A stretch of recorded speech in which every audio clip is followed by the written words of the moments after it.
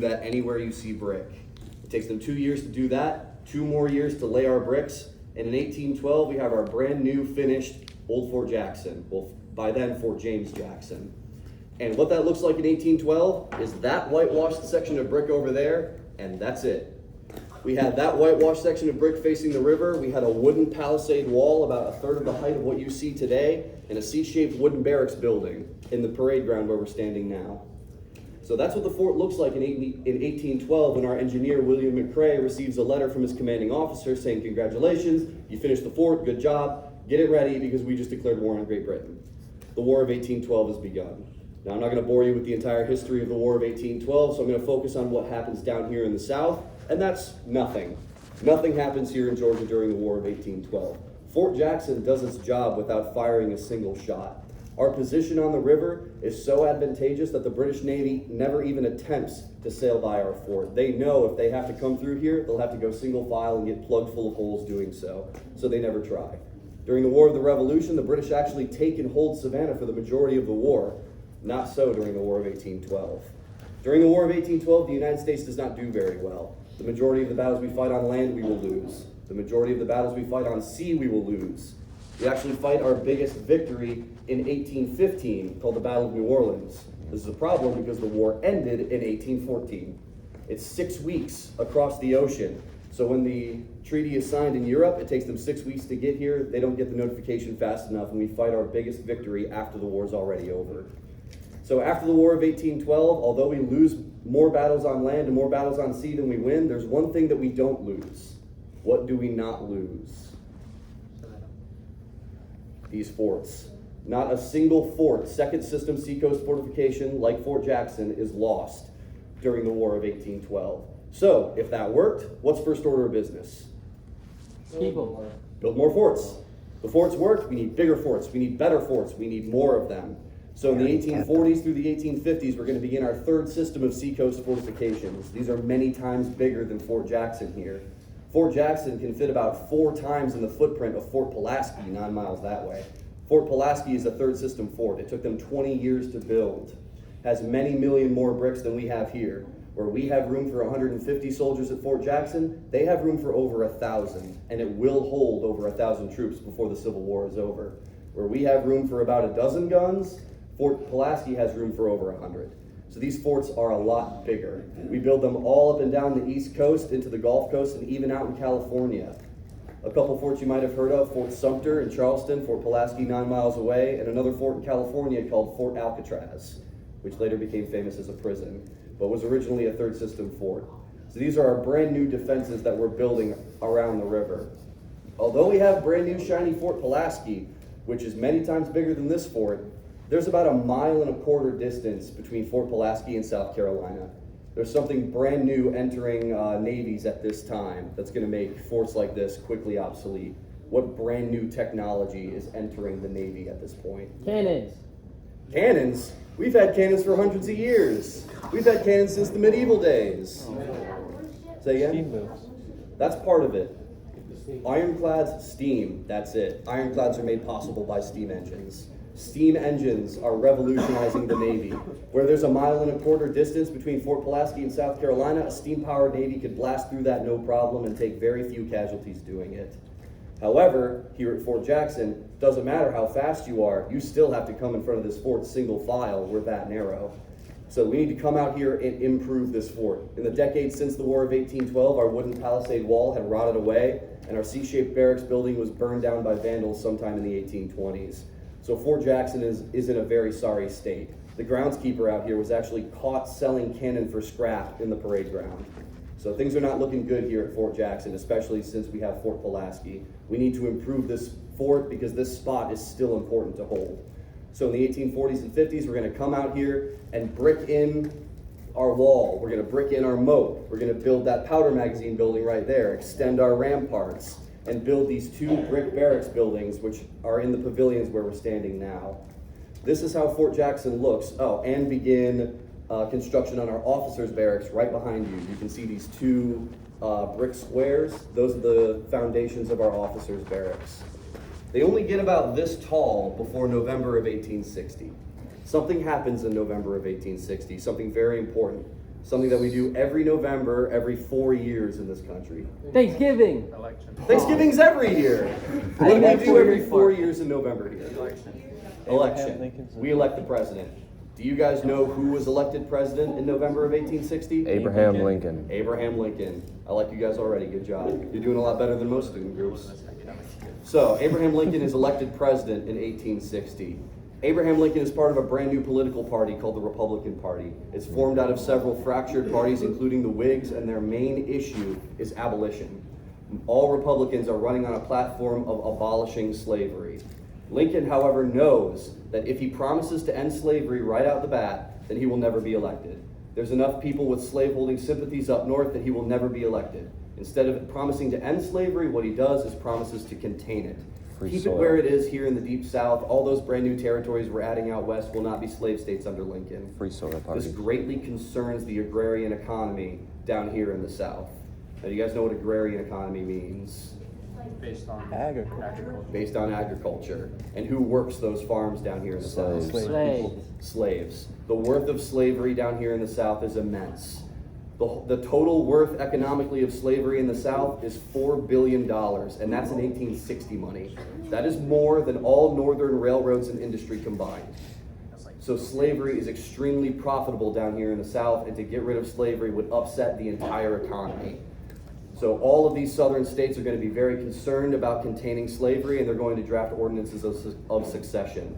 The very first one is going to be South Carolina in early 1861. As they leave the Union, several other states will follow, eventually forming the original Confederate States of America. In South Carolina, all federal properties are ordered to be seized by state militias. This includes all telegraph offices, post offices, and forts. The same thing happens down here, where in Charleston Bay, all the forts surrounding it are quickly taken over by South Carolina militia. All remaining U.S. forces will concentrate inside of Fort Sumter and refuse to leave. Here in Georgia, the governor of Georgia does the same thing before we even secede. He knows things are going south, so he needs to get this state ready. So he orders state militia to come and capture Fort Jackson and Fort Pulaski. 45 armed militiamen sail up from Savannah and bang on the gates here at Fort Jackson. I just told you we've been newly improved. We have about 150, or we have the capacity to store about 150 men here, room for about a dozen cannon. How many men do you think are stationed here when those 45 militiamen show up? 45. 45? Even force? I wish. Keep going down. 20. 50, 20, 15. 15, keep going. 10, keep 2, keep going. 0. 1, no, 1. We have one groundskeeper here. And what do you think he says when 45 guys with guns bang on the gate and demand entry? No. Okay. Yeah, here's the keys. Trash comes on Friday, the fort's all yours. So the fort is given up without a shot being fired. They continue to Fort Pulaski. Fort Pulaski is brand new. Like I said, it's got room for 1,000 soldiers, room for over 100 guns. How many men do you think are there when the militiamen show up? 5. 10. 5, 10? You're actually pretty close. 12. Less than that. 8. They 12. have twice the amount that they have here. Two. They have 2 guys there as groundskeepers, and they say the exact same thing. So Fort Pulaski is given up without a shot being fired. And that's what the war is going to look like here in the South for a year. Almost a year to the day of the opening shots of being fired of the Civil War being fired at Fort Sumter. The Union Navy is going to roll up in April of 1862 outside of Tybee Island, and they're going to unload something brand new, never before seen in combat before, and that is rifled cannons. Before this, artillery was smoothbore. It's basically just a smooth-sided pipe that fires a rounded projectile that's going to bang around inside of that and go flying in whatever direction it chooses. Like I said, you can still hit a target at about 1.25 miles away. Our heaviest gun here, our 9-inch Dahlgren, is a smoothbore cannon, and it can hit a target at about 2 miles away. However, these rifled cannons can hit targets upwards of 8 miles away. When you get closer than 3 miles, instead of picking which section of wall you want to hit, you can pick which brick you want to hit. These cannons are extremely accurate, have never been used in combat before, and that's what the Union Navy is unloading on Tybee Island. And they'll open fire on Fort Pulaski to force its surrender. It took 20 years to build Fort Pulaski. An engineer once stated that to bombard Fort Pulaski, you might as well bombard the Rocky Mountains because it will never fall. How long do you guys think it took the Union bombardment to force the surrender at Fort Pulaski? 6 hours. 6 hours? More than that. 12 hours. Just over a day. 30 hours of bombardment it took to force the surrender.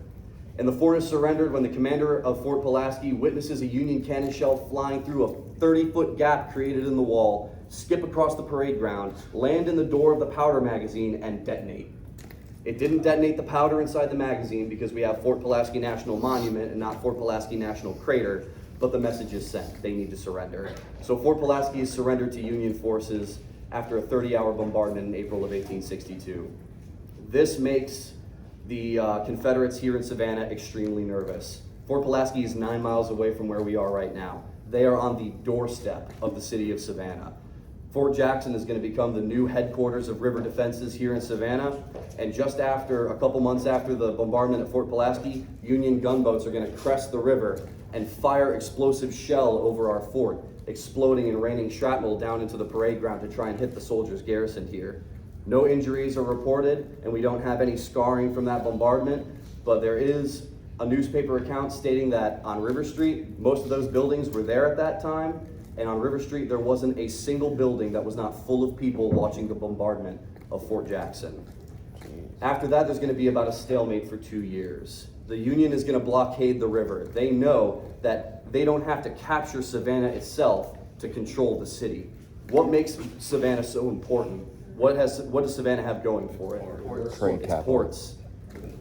If you can blockade the river and not allow anything to get in or out, then the port here in Savannah is useless. The Union knows they don't need to push in here to control the city. So that's what they're going to do. They're going to blockade the river. The Union knows that they don't have to take the city, so they're not going to. And the Confederates know that they absolutely don't have the manpower and naval power to beat the Union blockade and the Union at Fort Pulaski. So they're not even going to try.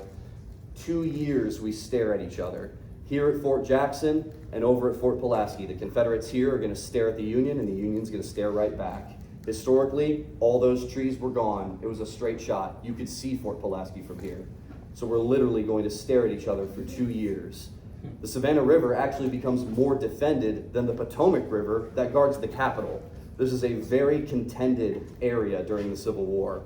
Now, the Confederates had been so focused on guarding the river that they left the back door of the city by land completely open for William Tecumseh Sherman to come marching in, finishing his march to the sea. He starts in Atlanta and burns the city to the ground. From there, he'll tear a swath of destruction all the way through the state. If it's a farm that's been providing food to the Confederates, it's burned to the ground. If it's a factory that's been providing arms and equipment to the Confederates, it is completely destroyed. And he gains a very negative reputation here in the South because of it, because of a lot of civilian homes, and civilians themselves are swept up in this destruction. However, Sherman isn't burning because he hates the South. This is very strategic. His thoughts were, the more you deny the enemy the ability to wage war, the more you deny them the ability to create food and create arms and equipment, the less they can fight. The less they can fight, the less battles are fought. The less battles are fought, the less men will die. And he's ultimately correct.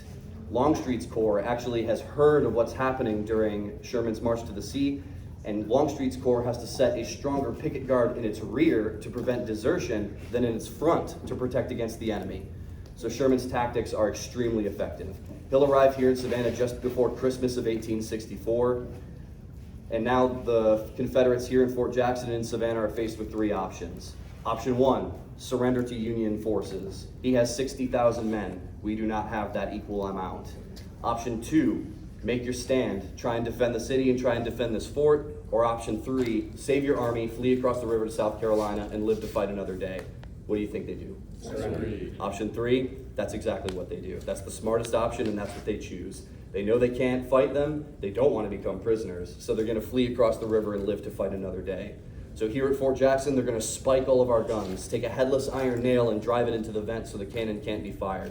They're going to take the bore and pack it with powder and shot, so if it is fired, it'll explode. All remaining powder and shot is poured inside the moat and made useless. These 2 barracks buildings and the pavilions where we are now are burned to the ground. There's even a keg of gunpowder placed in our powder magazine with a loaded and cocked pistol pointed right at it with a line connected to the door. When Sherman's men arrive here just before Christmas of 1864, they find this trap and disarm it because we still have a powder magazine to talk about. But that's what happens here, and that's what ends the war down here in the South in late 1864.